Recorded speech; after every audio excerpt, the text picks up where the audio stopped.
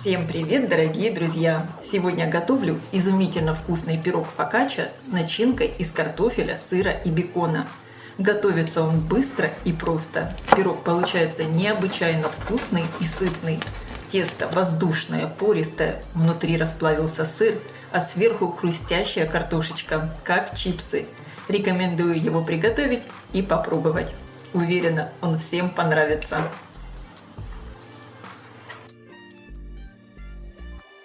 Для приготовления теста мне понадобится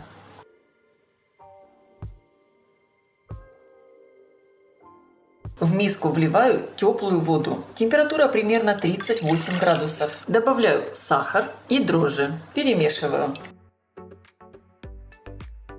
Дам постоять буквально 5 минут, чтобы дрожжи проснулись. Добавляю в миску соль, растительное масло. Я использую оливковое. Можно использовать любое растительное масло. Перемешиваю и просеиваю муку. Замешиваю тесто сначала лопаткой.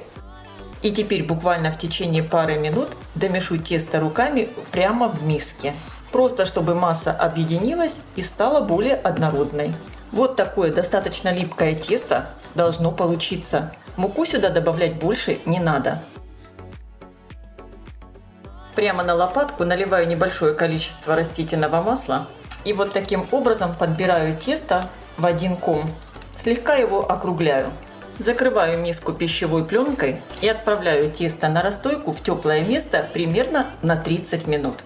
Буквально за полчаса тесто вот так чудесно подошло. Здесь у меня просто чистая вода. Руки смачиваю в воде и вот таким образом тесто приподнимаю, вытягиваю и складываю. Разворачиваю миску, приподнимаю и вытягиваю тесто со второй стороны. И с двух других сторон точно так же. Слегка округляю, снова накрываю миску пленкой и отправляю в теплое место еще на полчаса. Выпекать мой пирог я буду на противне, размер 38 на 26 сантиметров. Выстилаю противень пергаментной бумагой и сверху наливаю немного растительного масла. У меня оливковое. Распределяю его и выкладываю сверху тесто. Посмотрите, как оно великолепно подошло. Тесто очень воздушное и пористое. Руки я также слегка смазываю растительным маслом и тесто растягиваю. Стараюсь сохранить в нем как можно больше пышности. Вот таким образом растягиваю его пальцами. Накрою тесто сверху пленкой и оставлю его еще отдохнуть минут на 15.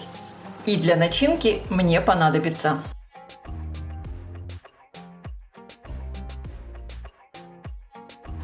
бекон порежу средними кусочками.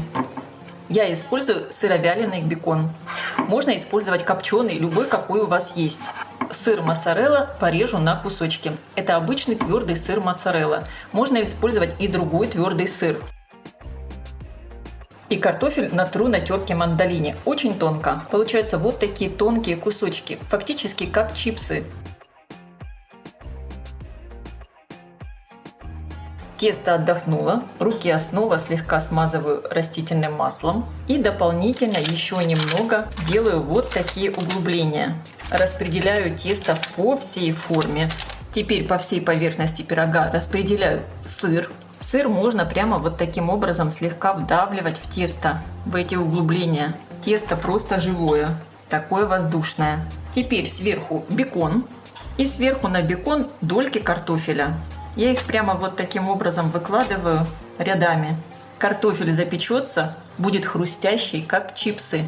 Слишком толстый слой картофеля не нужен. Он должен быть такой легкий, тонкий. Обязательно нарезка должна быть вот такая тонкая. Картофель немного солю.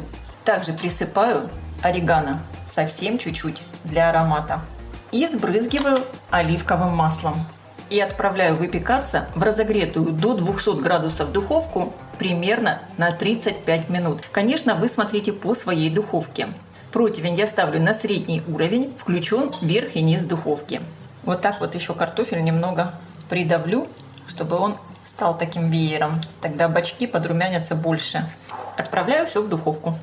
Примерно за 10 минут до готовности пирога я присыплю его сверху пармезаном.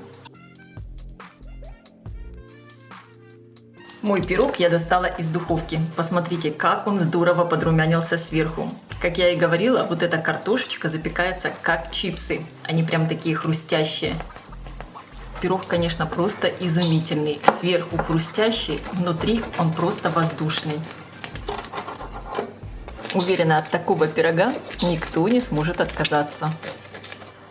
Я желаю всем приятного аппетита. Ставьте лайки, пишите ваши комментарии.